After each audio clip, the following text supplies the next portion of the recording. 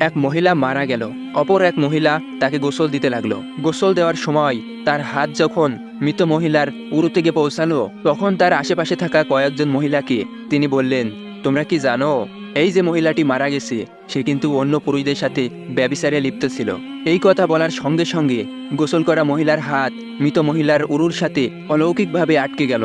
শত চেষ্টার পরেও হাত উরু থেকে আলাদা করা গেল না। এভাবে কেটে গেল 3 রাত 3 দিন।